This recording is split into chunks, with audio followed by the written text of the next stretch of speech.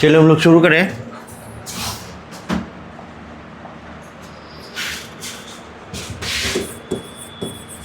Leaf. अगर leaf को one sentence definition देना रहे तो क्या कहेंगे? What is a leaf? और अच्छा, किचन, वॉशरूम, ये सब से काम नहीं चलेगा। और बेहतर, किचन में क्या बनता है? फूड बनता है। प्लांट का फूड क्या होता है? ग्लूकोज। कैसे बनाता है? तो फिर क्या कह सकते हैं और अच्छे तरीके से? Site of photosynthesis of the plant, है ना? तो यही इसका डेफिनेशन भी है सही से। It is the organ.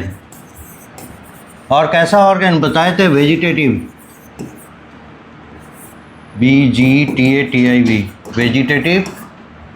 It is the organ for photosynthesis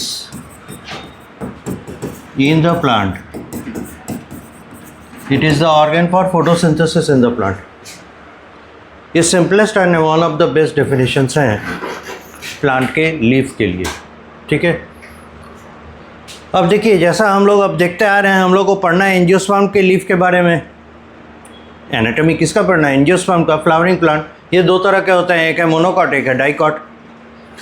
तो हम लोग ये आइडेंटिफाई करने की कोशिश करेंगे कि पहले तो कि एक्सटर्नली, बाहर से, बिना इसका एनाटॉमी देखे कैसे पहचानें कि मोनोकॉट का है या डाइकॉट का लीफ है। ठीक है, तो सबसे पहले डिस्टिंक्शन। तो उससे पहले हम लोग देख लें एक लीफ दिखता कैसा है। Like this.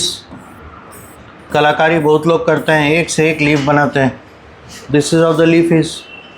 ठीक है, लेकिन इसमें कुछ इसके पार्ट्स नज़र आ रहे हैं। ये देखिए, अगर ये है ब्रांच, तो ब्रांच से जिस हिस्से से ये जुड़ा हुआ है ये कहलाता है पेटियोल। ठीक है, ब्रांच के जिस हिस्से से जुड़ा रहता है उसको कहते हैं पेटियोल। फिर ये जो चौरस हिस्सा मिल रहा है इसे लीफ ब्लेड भी कहते हैं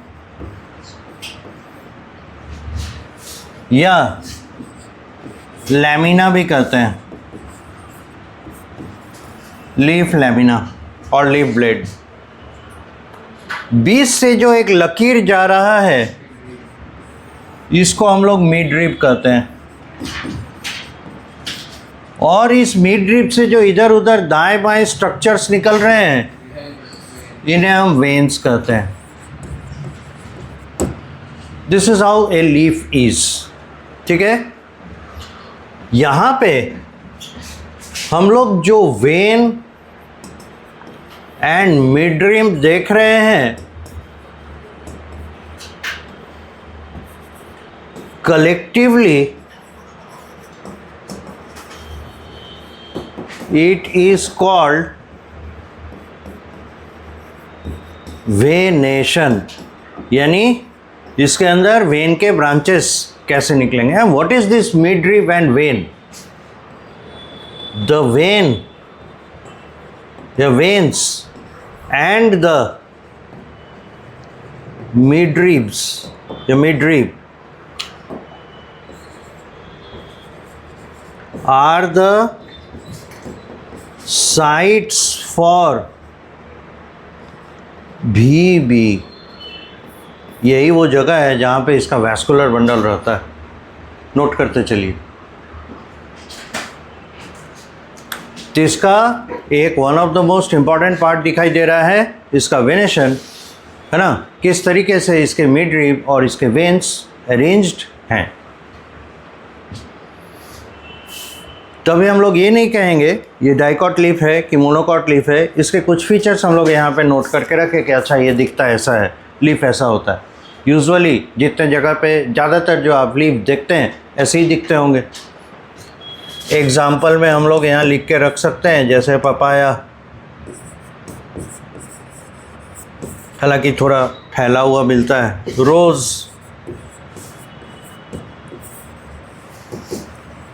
चाइना रोज़, मैंगो,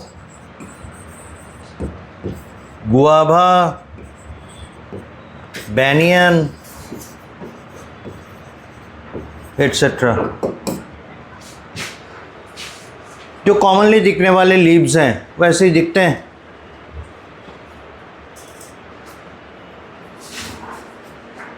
हो गया।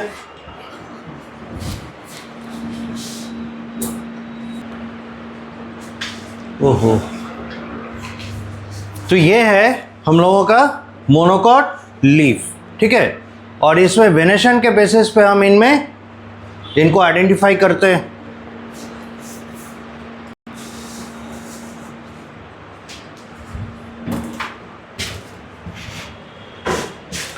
इस तरह का अरेंजमेंट जहां हमें दिखेगा उसे हम लोग कहेंगे मोनोकॉट लीफ। अब एक बात बताइए, भुट्टे से ही एग्जांपल लेते हैं।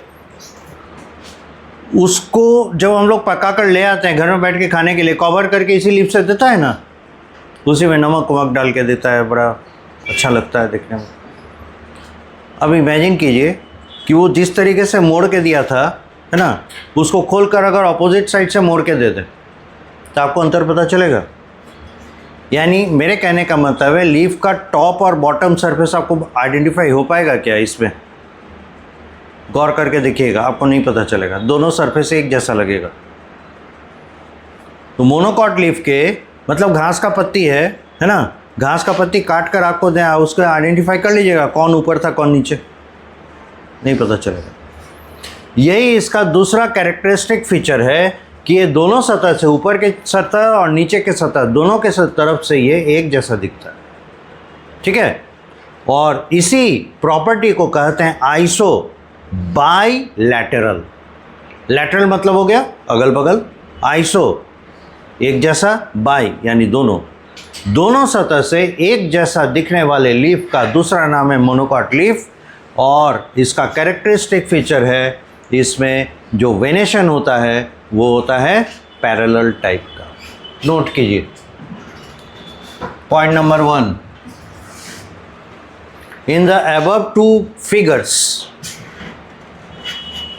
in the above two figures, the monocot leaf is identified, the monocot leaf is identified externally. Monocot leaf is identified externally on the basis of its venation, on the basis of its venation and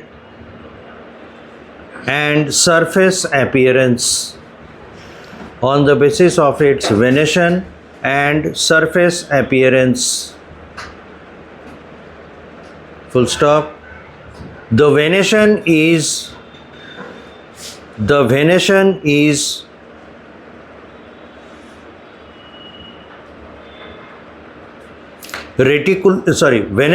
parallel type. The venation is parallel type, comma, surface is not identified,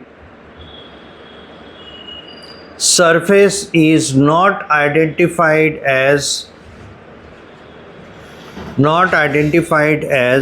different from each other. Surface is not identified as different from each other just because they appear similar. Full stop. This kind of appearance is called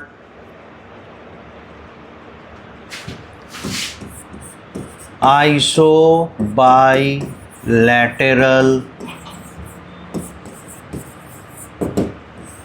leaf surface. This kind of surface appearance is called isobilateral leaf surface. So monocot leaf क्या क्या होगा? आइसोबाइलैटरल surface पहला feature. दूसरा feature होगा parallel venation. Parallel venation हो गया। अब जरा प्रीवियस वाले पे आए, ढेर सारे एग्जांपल्स भी लिखे हुए हैं। अब उसी थीम पे इसका जब आप सरफेस देखिएगा तो आपको शार्पली पता चलेगा कि एक सरफेस बहुत ही शाइनी है, चिकना है, स्मूथ है, और नीचे वाला सरफेस रफ नज़र आएगा। ठीक है, एक सरफेस इसका स्मूथ नज़र आएगा, दूसरा सरफेस इसका रफ नज़र आएगा, और इसीलिए इसके दोनों सरफेसेस अलग दिख रहे हैं, इसीलिए कहते हैं इसको डॉर्सी वेंट्रल। मतलब एक सरफेस डॉर्सल दिखेगा पीठ वाला, और एक होगा वेंट्रल फ्रंट वाला। तो हम लोग जनरली ऊपर वाला जो शाइनी सरफेस होता है उसी को फ्रंट सरफेस कहते हैं। ठीक है, तो फ्रंट यानी हो गया वेंट्रल, फ्रंट वाला वेंट्रल, और जो पीठ वाला बैक साइड वाला सरफेस है वो नीचे वाला सरफेस है, उसको कहेंगे डॉर्सल। ठीक है, आइसो यानी सेम, बाई यानी दो, लैटरल यानी सतह अगल बगल। दो अगल बगल के सतह एक जैसे दिख रहे हैं, iso bilateral.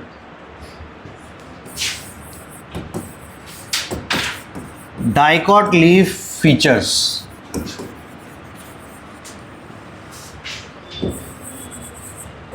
One surface appears shiny, upper surface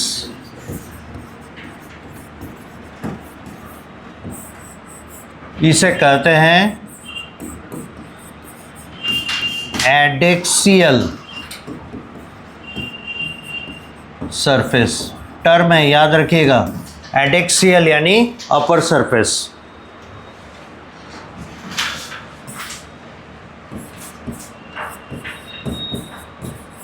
ventral surface भी इसे कह सकते हैं। वेंट्रल यानी फ्रंट, अपर वाला सामने दिख रहा है इसलिए अपर वाले को फ्रंट मान लेते हैं, और इसके लिए टर्म है एडेक्सियल। एनदर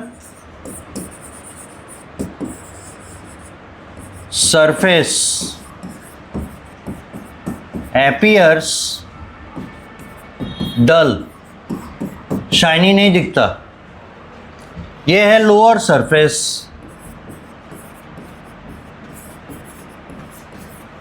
ये लोअर सरफेस है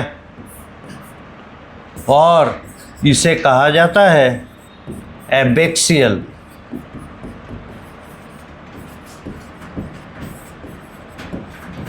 इसे कहा जाता है एबेक्सियल सरफेस, और लोअर सरफेस को ही हम लोग डॉर्सल कह देते हैं।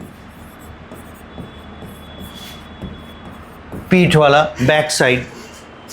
तो लोअर सरफेस को हम लोग मान रहे हैं डॉर्सल यानी बैक साइड सरफेस है, और बैक साइड सरफेस के लिए टर्म है एबेक्सियल।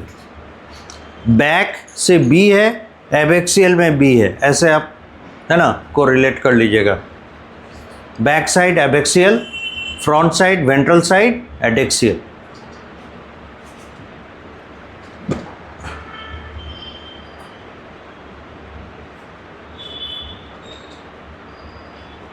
तो ये उसका फीचर है नॉर्मल लीफ बनाया था डाइकॉट लीफ का। डाइकॉट ये वाला ना। हाँ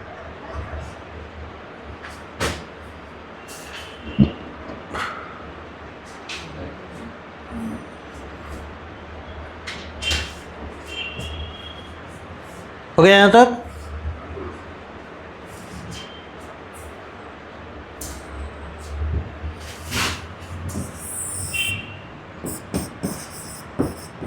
The venation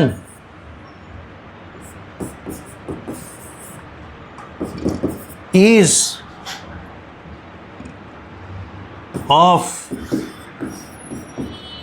network type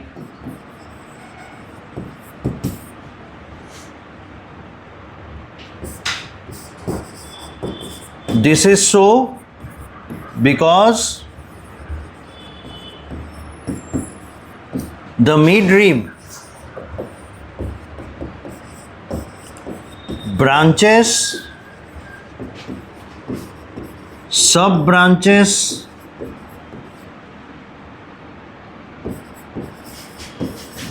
on the leaf blade repeatedly.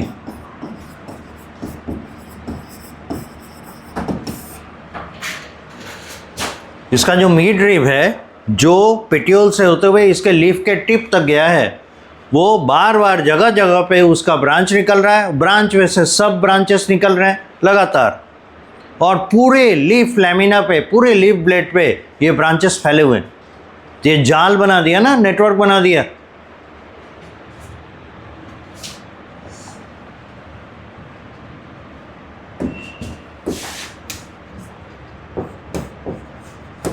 This kind of venation is called reticulate venation.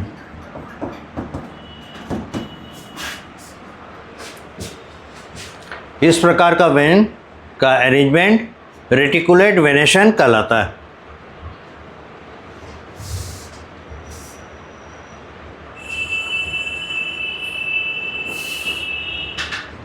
यानी डाइकॉट लीफ फीचर क्या क्या दिखाई देंगे?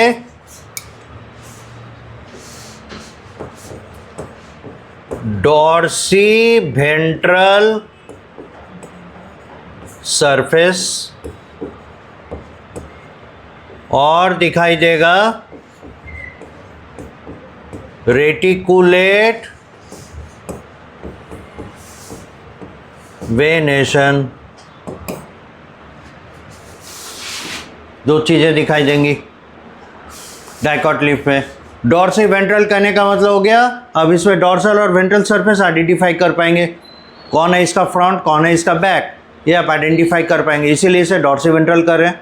और दूसरा इसमें रेटिकुलेट वेनेशन होगा, जाल बना हुआ होगा इनके वैस्कुलर बंडल को, जो ऊपर से हम लोग देख पाते हैं वो वेन्स में ही रहते हैं, अभी बताएं। तो इसका वैस्कुलर बंडल जो वेन में प्रेजेंट है वो वेन रिपीटेडली ब्रांच एंड सब ब्रांच होता रहता है इसके पूरे सरफेस पे। तो ऐसे अरेंजमेंट को हम लोग नाम दिए हैं क्या? Reticulate venation. ठीक है, यहाँ तक हो चुका। बताइए तो ये दोनों फीचर हम लोग को इसमें नज़र आ रहा है। देखिए तो हालांकि डॉर्सल और वेंट्रल सरफेस पे नहीं देख पाएंगे, उतना हम लोग कलाकारी नहीं कर सकते, लेकिन वेनेशन तो दिख रहा है ना, ब्रांचेस सब ब्रांचेस इसमें है, सब ब्रांच नहीं बनाया, सब ब्रांच ऐसे होगा, राइट, सब ब्रांचिंग ऐसे हो जाएगा, ब्रांचिंग सब ब्रांचिंग ऐसे, ये पूरे ब्लेड पे फैला हुआ होगा। तो इस बेसिस पे हम लोग इसे पहचान लेंगे। पहला एग्जांपल किसका है? Dicot leaf. तो from that point of view ये जितने आपने एग्जांपल्स यहाँ कोट किए हैं ये सभी एग्जांपल किनके हो जाएंगे? डाइकॉट के। तो लीफ देखकर भी हम लोग प्लांट पहचान सकते हैं. This is one idea. ठीक है, तो ये समझ गए. ठीक, तब नीचे एक स्टेटमेंट लिखे, the above features are found in the above features are found. Above feature में क्या क्या? डॉर्सिवेंट्रल सरफेस, रेटिकुलेट वेनेशन, उसके बारे में कर रहे हैं. The above features are found in the diagram first, पहला वाला डायग्राम इसमें. The above features are found in the first diagram, comma देके. So the leaf is identified as, so the leaf is identified as, leaf is identified as dicot leaf.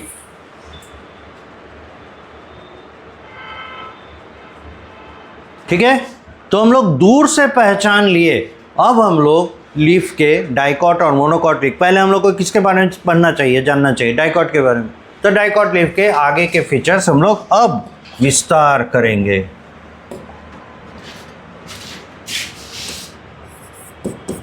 External and internal features of dicot leaf.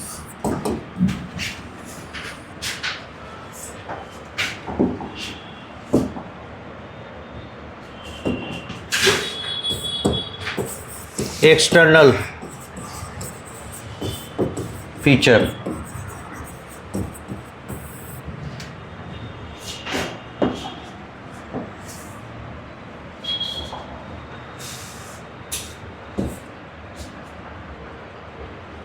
External feature में dicot leaf है ना,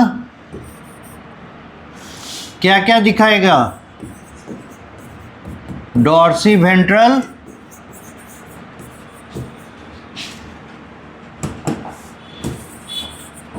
surface,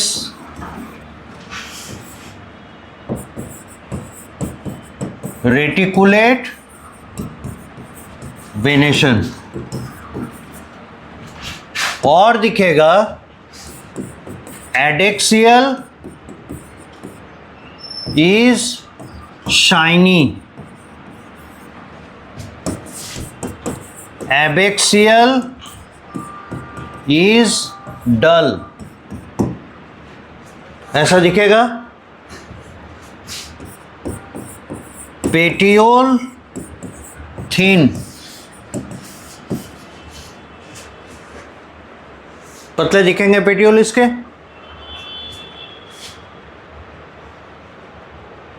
यहां तक हो गया.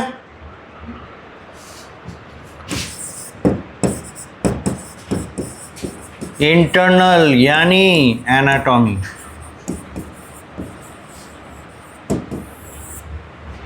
तो जब एनाटॉमिकल फीचर देखेंगे तो फिर बात करनी पड़ेगी एपिडर्मिस, वैस्कुलर बंडल, बीच में ground tissue.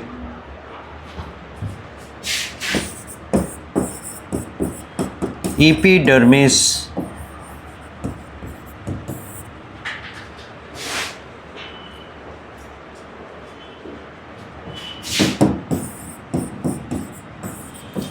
cells are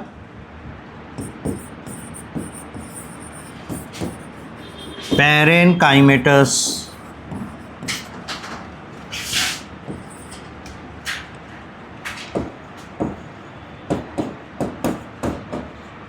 Cuticle present at the adaxial surface, but missing at abaxial surface. बड़ा इंपॉर्टेंट फीचर है और यही बता रहा है कि इसका टॉप सरफेस एडेक्सियल शाइनी क्यों है. और एबेक्सियल डल क्यों है?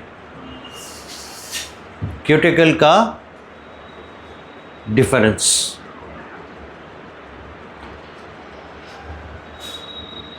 तो हम लोग को यहाँ डील करना पड़ेगा top and bottom both, epidermis दोनों तरफ है ना, तो दोनों तरफ के एपिडर्मिस को हैंड टू हैंड डील करना है। फिर देखिए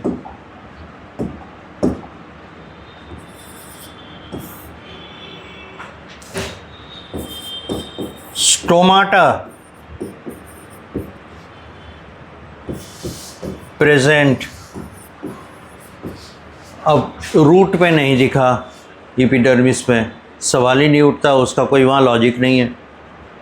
स्टेम में कहीं कहीं दिखा और लेटर ऑन पता चला कि वहाँ से भी गायब हो जाता है। अब लीफ पे, लीफ कैसा भी हो, अगर इस पर स्टोमाटा नहीं होगा तो ये अपना पर्पस सॉल्व नहीं कर पाएगा, इसलिए लीफ पे तो होगा ही होगा। ठीक है, अब ये जांचना है कि एडेक्सियल एबेक्सियल में इनका पोजीशनिंग कैसा रहता है, कहीं कहीं ज़्यादा तो नहीं, कहीं किसी में कम तो नहीं, दैट इज़ इट। तो स्टोमाटा तो प्रेजेंट होगा, एडेक्सियल फ्यू, एबेक्सियल प्लेंटी। अब ऐसा क्यों करेगा, इसके पीछे भी लॉजिक है। हो गया, स्टोमाटा प्रेजेंट हम लोग कहेंगे। डाइकॉट लीफ के बारे में देख रहे हैं, एडेक्सियल सरफेस पे स्टोमाटा काफ़ी कम होंगे कंपैरेटिवली, और एबेक्सियल सरफेस लोअर सरफेस पे स्टोमाटा बहुत होंगे। ठीक, आगे बढ़े।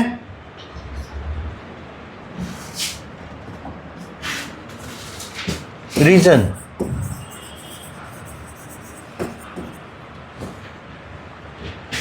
क्या है? Upper surface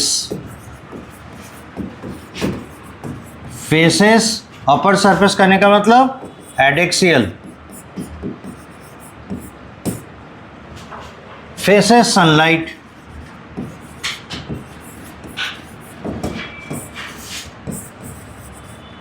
can be heated,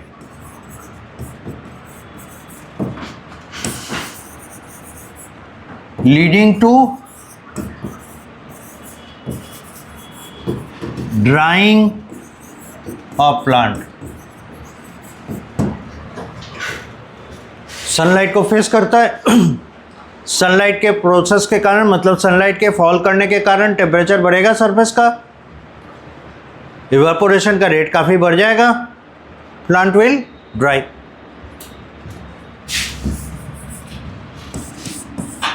To protect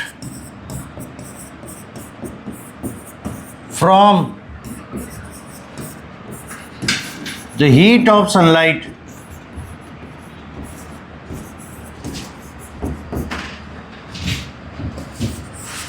has cuticle to reflect maximum possible light, and so temperature don't rise,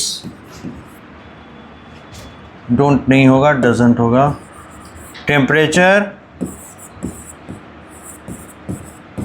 doesn't rise too much, and this is the reason कि इसके एडेक्सियल सरफेस पे क्यूटिकल प्रेजेंट है। ठीक है, इसीलिए cuticle इसने रखा है। Now to further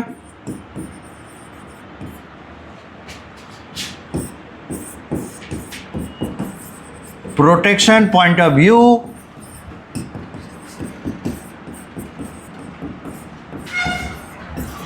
stomata placement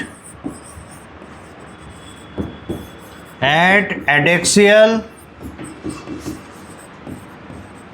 surface is reduced as it can lead to heat the internal opening and increase rate of transpiration.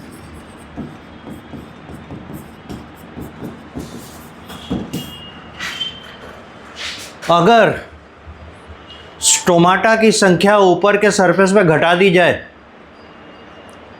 तो गर्म हवा उसके अंदर में कम प्रवेश करेगी, है ना, क्योंकि ऊपर का सरफेस गर्म हो रहा है तो अंदर भी गर्म हवा ही घुसेगा ना।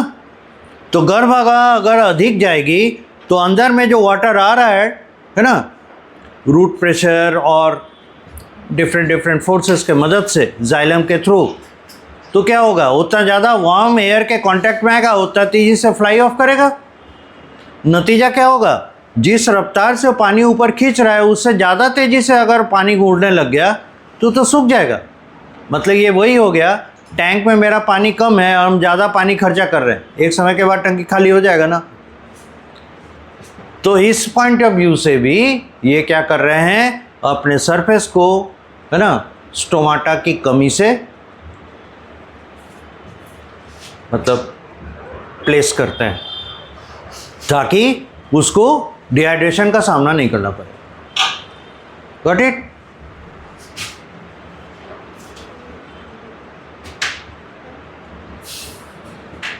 तो हम लोग यहाँ वापस आए। इंटरनल सरफेस में हम लोग चल रहे थे किसमें, एपिडर्मिस में। एपिडर्मिस में पाए क्या, सेल्स पैरेन्काइमेटस होंगे, स्टोमाटा एडेक्सियल सरफेस पे कम, एबेक्सियल सरफेस पे ज़्यादा होंगे।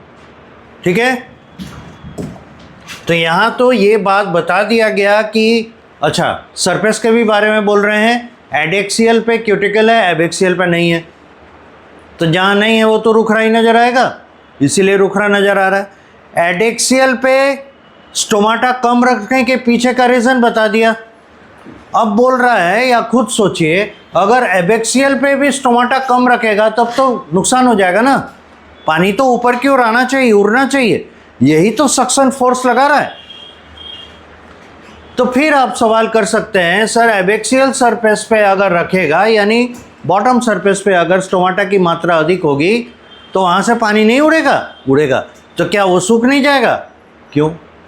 इसलिए नहीं सूखेगा क्योंकि बॉटम सरफेस पे जो सनलाइट का एक्सपोजर आ रहा है वो कहीं कहीं से रिफ्लेक्ट होकर नीचे के तरफ से ऊपर की ओर आ रहा है। It is from the sunlight that is getting reflected from the soil. जो पेड़ पौधे के सतह पे सनलाइट नहीं फॉल कर रहा है वो ज़मीन पे जाएगा ना, और वहाँ से इधर उधर रिफ्लेक्ट होते हुए जो आएगा वो सनलाइट उस तक पड़ेगा। Point number 1। पॉइंट नंबर 2, जो सनलाइट कई जगह पे टकरा कर रिफ्लेक्ट होकर उसके पास आ रहा है उसका हीट तो दूसरे सरफेसेस ज़्यादा ले लेगा। तो ऐसे में जो सनलाइट उसको रिफ्लेक्ट करके मिल रहा होगा उसमें हीटिंग पार्ट कम होगा ना। कितना टेक्निकल है। तो सनलाइट तो मिलेगा लेकिन हीट कम रहेगा, इसलिए रेट ऑफ ट्रांसपिरेशन लो रहेगा और वो सूखेगा नहीं। एट द सेम टाइम उसका ट्रांसपिरेशन चलता रहेगा, यानी जिस रफ्तार से वो पानी खींच सकता है उससे धीमी गति से पानी उड़ रहा है तो हमेशा पानी बना हुआ रहेगा उसमें। समझ गए? This is the logic. कौन बोला? रीज़न का पहला पार्ट हुआ एबेक्सियल पे, अभी नहीं बताएं, एडेक्सियल पे बताएं कि कम क्यों रहेगा हीट से बचने के लिए। एबेक्सियल पर on abaxial surface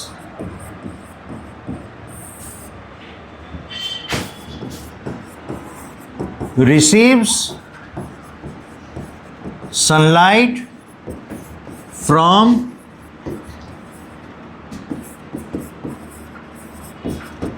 reflection abaxial surface पे जो सनलाइट आएगा वो रिफ्लेक्ट होकर आएगा, लेस हीटिंग कैपेसिटी। तो एबैक्सियल सरफेस पे जो सनलाइट आएगा उसका हीट कैपेसिटी क्या होगा, घटा हुआ रहेगा। To have this sunlight, it has more stomata on abaxial surface। इस सनलाइट को प्राप्त करने के लिए एबैक्सियल सरफेस पे ज़्यादा स्टोमाटा रखेगा। ensures balance between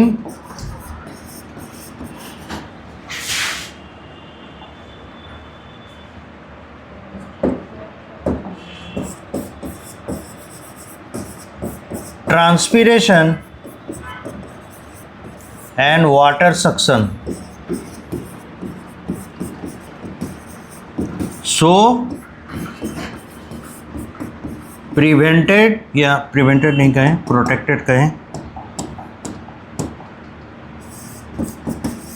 protected from drawing, इसलिए सूख जाने से बच जाता है। दिस इज द रीज़न कि इसके एडेक्सियल सरफेस पे स्टोमाटा कम और एबैक्सियल सरफेस पे स्टोमाटा ज़्यादा दिखाई देंगे। यहाँ तक नोट कीजिए। एडेक्सियल समझ रहे हैं, टॉप सरफेस, एबैक्सियल बॉटम, ठीक है। इसलिए क्योंकि अगर स्टोमाटा नहीं रखेगा तो भी तो दिक्कत है। स्टोमाटा अगर नहीं होगा ट्रांसपिरेशन होगा कैसे? तो अगर ट्रांसपिरेशन नहीं होगा तो फिर वाटर पुल नहीं होगा, तो लिफ्ट तक वाटर आएगा ही नहीं। इसलिए पानी उड़ाना भी है और पानी बचाना भी है, दोनों काम। तो कैसे ये दोनों चीज़ बैलेंस होगा? जिस रेट से वाटर उड़ रहा है, एवेपोरेट हो रहा है यानी ट्रांसपायर कर रहा है, उससे ज़्यादा रेट इसके पास वाटर सक्शन का होना चाहिए। तब क्या होगा? फ्लो बना रहेगा, नहीं तो फ्लो गायब हो जाएगा। अब है क्या, नीचे के सरफेस पे जो सनलाइट आ रहा है उसका हीट कम है, उसमें हीट कंटेंट कम है। तो अगर स्टोमाटा कम होंगे तो overall water flow, water evaporation कम हो जाएगा। तो अगर ओपनिंग अधिक होगा तो वाटर फ्लो बढ़ा सकता है, क्योंकि वाटर फ्लाइंग ऑफ बढ़ेगा, लेकिन उतना नहीं होगा कि सूख जाए। दिस इज द लॉजिक कि अपने स्टोमाटा को लोअर सरफेस पे रखता है, अपर सरफेस पे ना के बराबर। हो गया, आगे बढ़े। स्टोमाटा हो गया। अब एपिडर्मिस पे और क्या रहता है? क्यूटिकल हो गया, है ना। फिर इनके सेल्स हो गए, स्टोमाटा हो गए। अब देखिए ग्राउंड टिश्यू,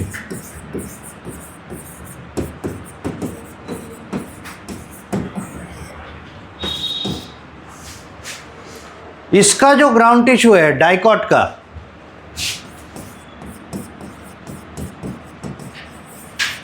कलेक्टिवली कॉल्ड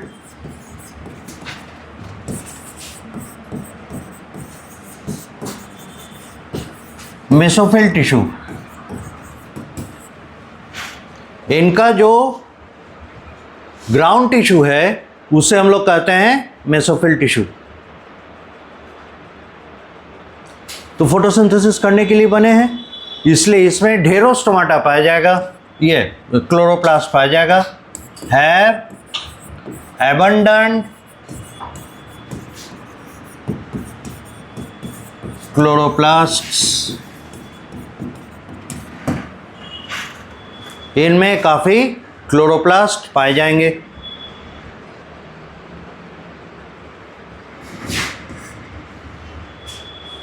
ये दो शेप के होते हैं और इसीलिए इन्हें दो तरफ में, दो तरीके में बांटा गया है। इज ऑफ टू काइंड्स, एक कहलाता है पैलिसेड और दूसरा कहलाता है स्पॉन्जी।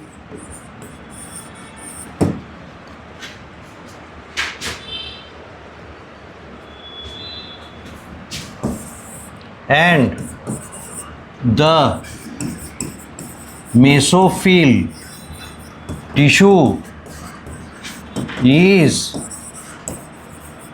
made of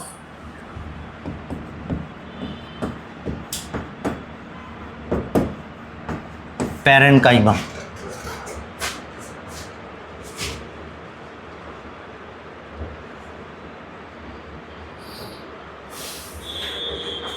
क्या तक हो गया?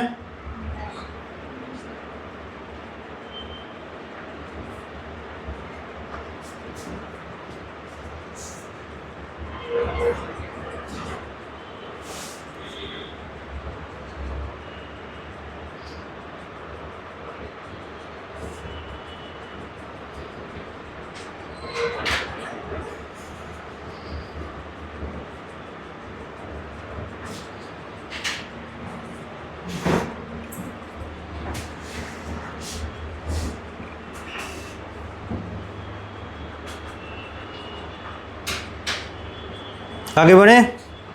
तो अभी तक में क्या क्या जाने ग्राउंड टिश्यू के बारे में? इनको कहा जाता है मेसोफिल।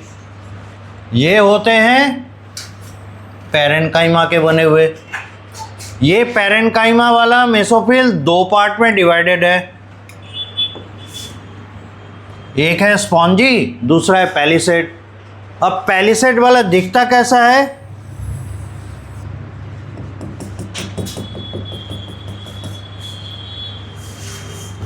ये सभी क्लोरोप्लास्ट्स, शेप इलोंगेटेड,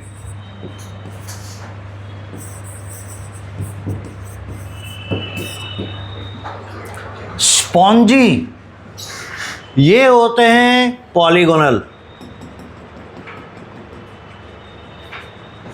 शेप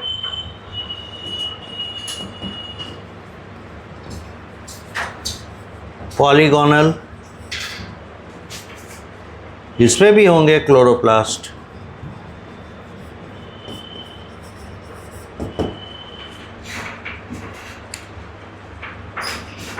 अब पैलिसेड और स्पॉन्जी पैरेन्काइमा, ये दो टाइप के मेसोफिल कहाँ पर ज़्यादा पाए जाएंगे, कहाँ पर कम, ये भी बताना होगा। ठीक है, आगे बढ़ सकते हैं।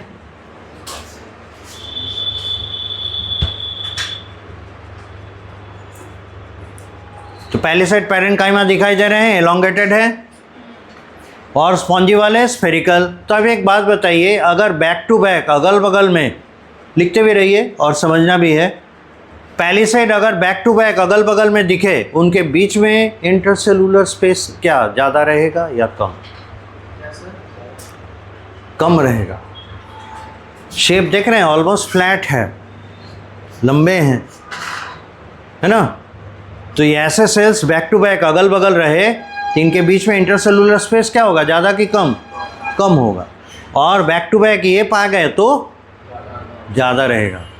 और इसीलिए जहाँ पे एयर स्पेस लीफ में क्रिएट करना होता है, खाली जगह, वहाँ पे ये स्पॉन्जी पैरेन्काइमा भर देता है, और जहाँ कॉम्पैक्टनेस चाहिए वहाँ पे पैलिसेड रखता है। ठीक है, आगे बढ़े। हो गया।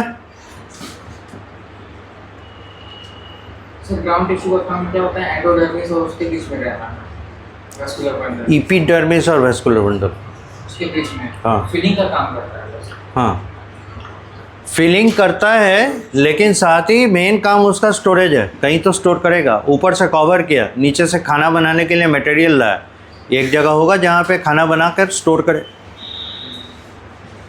इसी ठीक है। तो एक तरफ है बात नहीं, तब से देख रहे हैं। एक तरफ है पैलिसेड पैरेन्काइमा और एक तरफ है spongy parenchyma.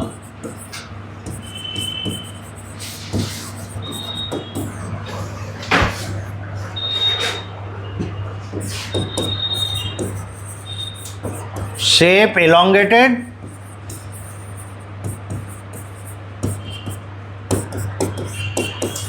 intercellular space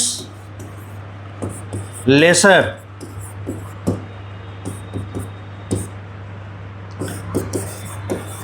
adaxial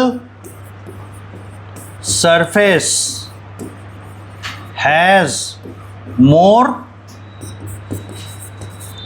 abaxial surface has less। Palisade tissue.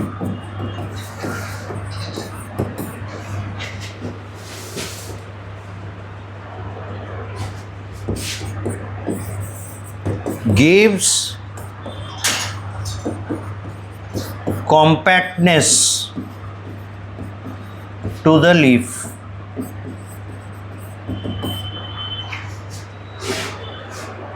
ठीक है। अब अगर स्पॉन्जी पैरेन्काइमा को डील करें,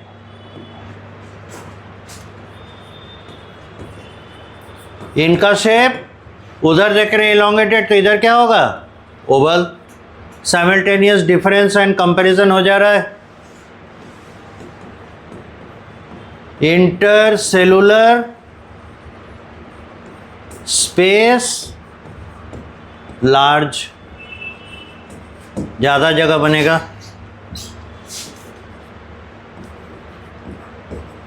मोर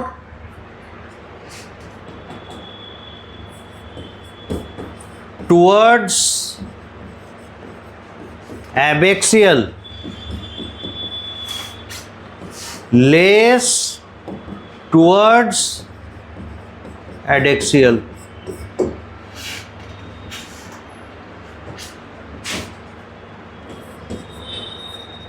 creates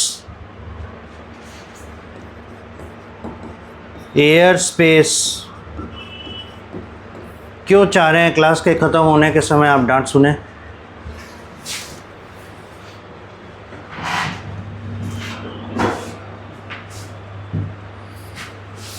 इसमें ऐसा क्यों होता है सर? एडेक्सियल सरफेस पे ज़्यादा होता है पहले से। पहले लिखिए।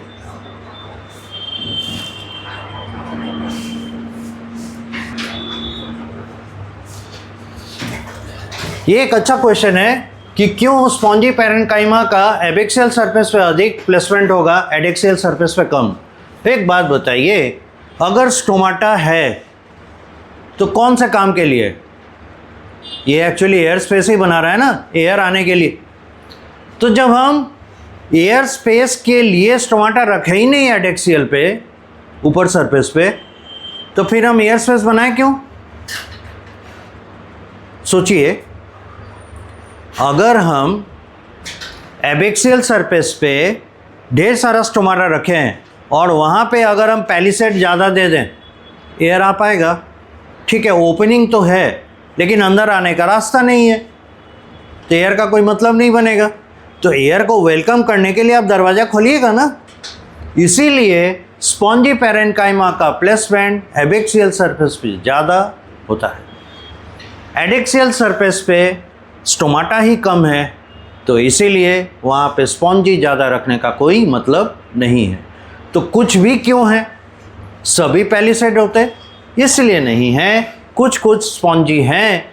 क्योंकि आप देखिए लिखे हैं स्टोमाटा फ्यू, कुछ तो है, दो चार भी तो है। अगर एक भी नहीं होता तब कंप्लीटली इरोड कर देता, सब रखता पैलिसेड वाला। लेकिन एक दो भी अगर है तो उसको सपोर्ट करने के लिए एयर स्पेस देना पड़ेगा। That is given by the spongy, that is why few are present over the adaxial, more are present towards the abaxial. ठीक है, ये हो गया इसके दोनों में अपोजिट क्यों है? पहली साइड मतलब जहाँ ज़्यादा है वहाँ स्पॉन्जी कम है। रीज़न क्लियर है, जगह कम देगा, इंटरसेलुलर स्पेस कम है तो एयर स्पेस कम होगा। तो एयर स्पेस बढ़ाने के लिए ना ओपनिंग आप देख रहे हैं। मतलब ये हुआ कि दरवाज़ा खोल के रखे हैं, गेस्ट आने जा रहा है, बगल में गार्ड खड़ा कर दिया, अभी रुकिए। नहीं, आप डोर ओपन करेंगे तो आने का रास्ता देंगे ना, तब ना गेस्ट आके बैठेगा। यहाँ गेस्ट के लिए दरवाज़ा खोले हैं और दरवाज़ा खोल भी नहीं रहे, तो दोनों कैसे हैंड टू हैंड चलेगा। अब देखिए वैस्कुलर बंडल,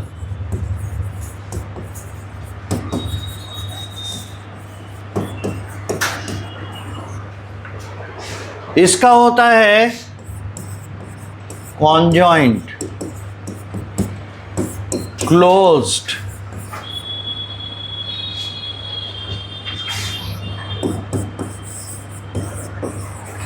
xylem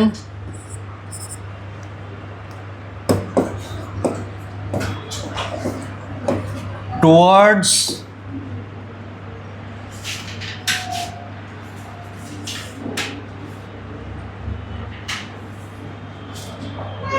ऐसे कहिए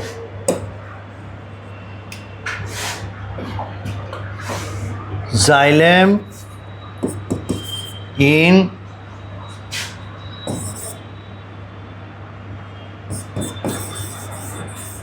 exarch arrangement,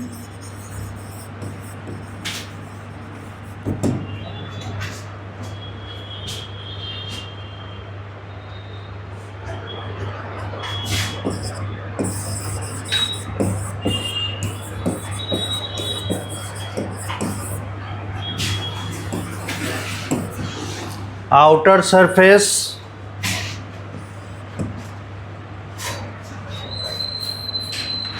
has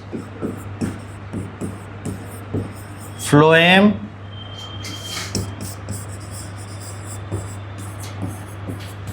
inner surface has xylem.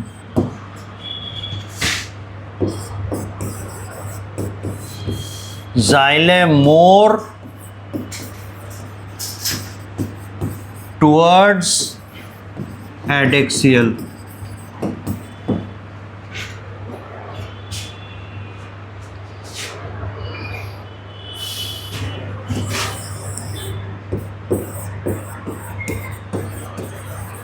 Present in the vein and midrib.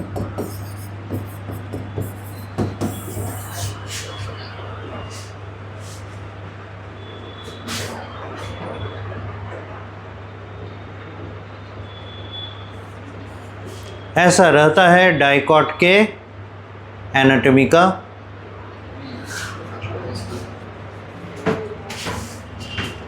हो गया।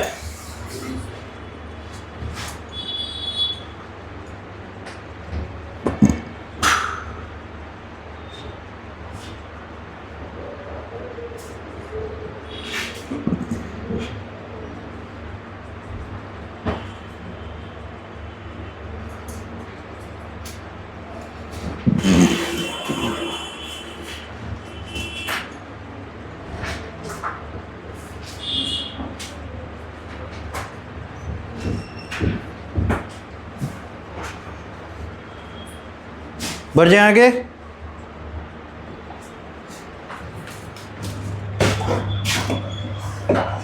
Based upon this,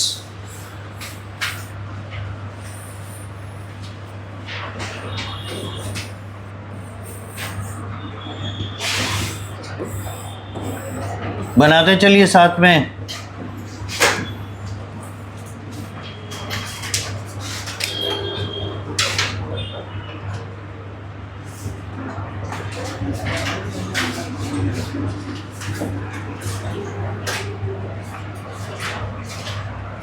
क्या लगता है ये कौन वाला सरफेस का होगा? एडेक्सियल या एबेक्सियल?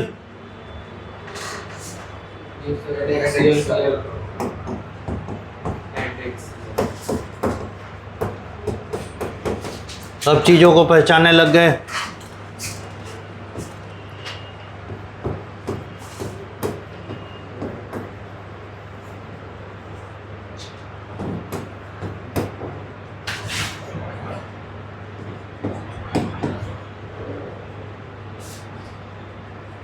ये स्टोमा हो गया और ये गार्ड सेल।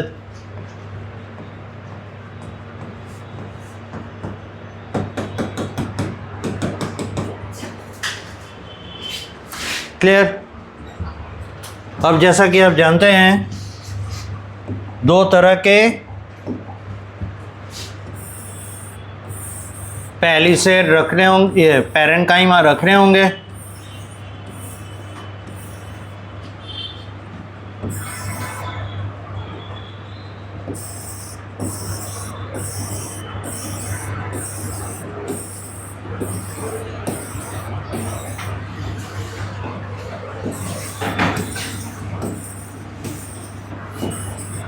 अब तो लॉजिक समझ में आ ही रहा होगा।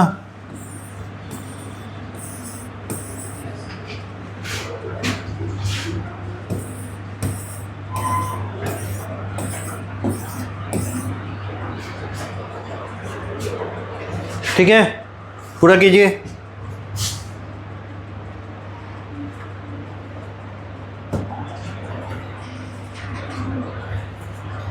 वो पहले से है लॉकेट में अभी तो स्पॉन दी।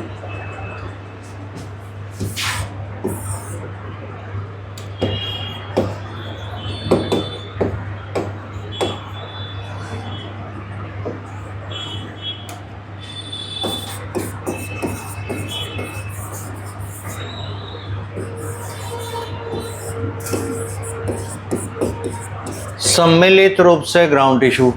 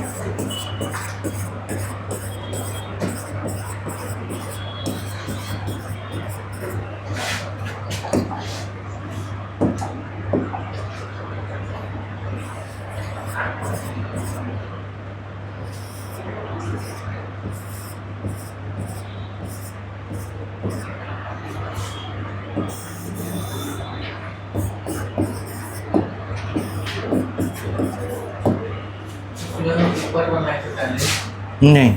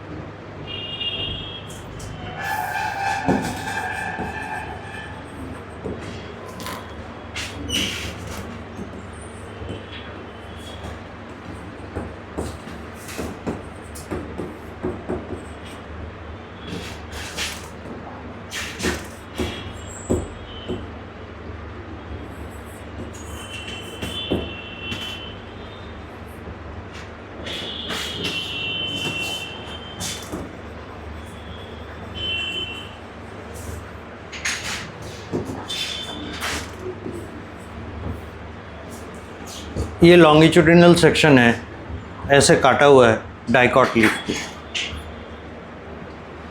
ऐसे और वेस्कुलर बंडल अगल बगल दिखाई देंगे, लाइन से खड़े होते हैं। रीज़न क्या है, यहाँ पे मिड रिब है, ये ऐसे चल रहा है, ऐसे और अगल बगल में इसके ब्रांचेस होंगे तो वहाँ पे होंगे, वेन्स में पाए जाएंगे।